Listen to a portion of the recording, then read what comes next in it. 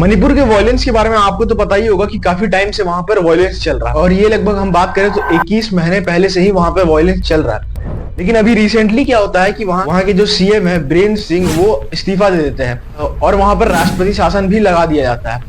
हालांकि ये तुरंत नहीं लगाया गया, इससे पहले आर्टिकल 355 लगा हुआ था जो कि एक कदम बस पीछे था राष्ट्रपति शासन के। ये सिर्फ और ये पहली बार नहीं हो रहा है। अगर आप 1950 के बाद अभी तक देखोगे तो टोटल वहां पर 11 बार मणिपुर में राष्ट्रपति शासन लागू हो चुका है, जो कि ये दिखाता है कि वहां पर कितने ज्यादा प्रॉब्लम्स बढ़ रहे हैं। तो सबसे पहले समझिए कि मणिपुर में 3 कम्युनिटीज बिलोंग करती है, नागा कम्युनिटी, कुकी कम्युनिटी और मेती कम्युनिटी।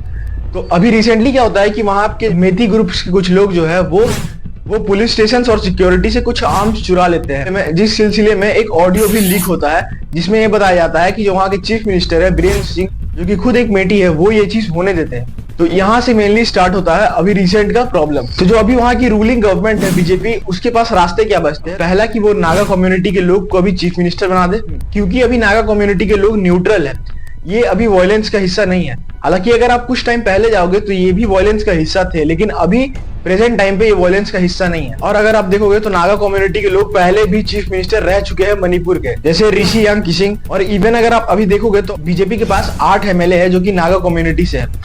तो बीजेपी कहीं ना कहीं ये चीज कर सकती है। लेकिन जैसा कि मैंने आपको बताया, दूसरा ऑप्शन बचता है राष्ट्रपति शासन, जिसके बाद जो कंट्रोल है वो सीधा सेंट्रल के पास चला जाएगा और ये सब हो सकता है प्रेसिडेंशियल रूल के थ्रू। इसके बाद मणिपुर की विधानसभा सस्पेंड हो जाएगी और जो चीफ मिनिस्टर और कैबिनेट की जो पावर है वो प्रेसिडेंट के पास चली जाएगी और अब से पार्लियामेंट जो है वो मणिपुर की विधानसभा की पावर को एक्सरसाइज करेगा। और ये सारा चीज जो भी हो रहा है ये एकदम से चालू नहीं होता है। जो मेटी कम्युनिटी के लोग हैं वो एसटी स्टेटस का डिमांड कर रहे हैं। उनका ये कहना है कि जो अधिकार कुकीज कम्युनिटी और नागा कम्युनिटी के लोगों को मिल रहा है वो हमें भी मिले।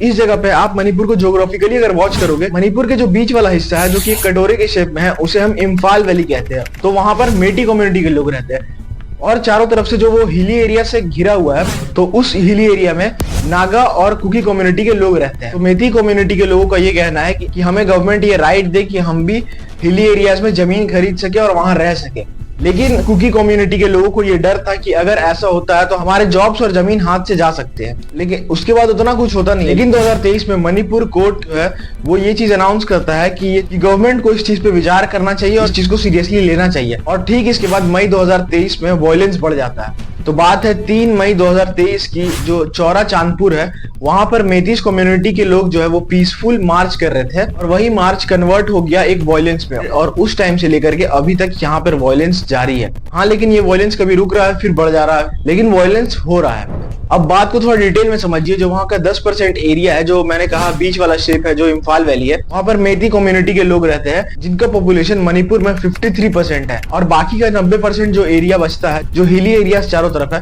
उसमें कुकीज और नागा कम्युनिटी के लोग रहते हैं। हालांकि उनका पॉपुलेशन उतना ज्यादा नहीं है। तो इस वजह से शायद हो सकता है कि मेतीस कम्युनिटी के लोगों को वहां पर प्रॉब्लम हो रही है रहने में, जिसके बाद वो ये गवर्नमेंट से मांग रख रहे हैं कि हमें भी परमिशन मिले कि हम हिली एरियाज में जमीन खरीद सकें। और इसी सिलसिले में लेकर के अभी तक ये सारा डिस्टर्बेंस चल रहा है, जिसमें कई लोग मर रहे हैं। अभी तक अगर आप देखोगे तो 250 से ज्यादा लोग मर चुके हैं इस पूरे वॉयलेंस में। तो आपके माइंड में ये डाउट आ रहा होगा कि राष्ट्रपति शासन लागू होने से क्या फायदा हो सकता है। तो इससे फायदा कुछ नहीं होगा, लेकिन गवर्नमेंट को कुछ टाइम मिल जाएगा क्लोजली वॉच करने का और प्रॉब्लम से डील करने का। बाकी यही कुछ सिनेरियो बना हुआ है मणिपुर का। जय हिंद।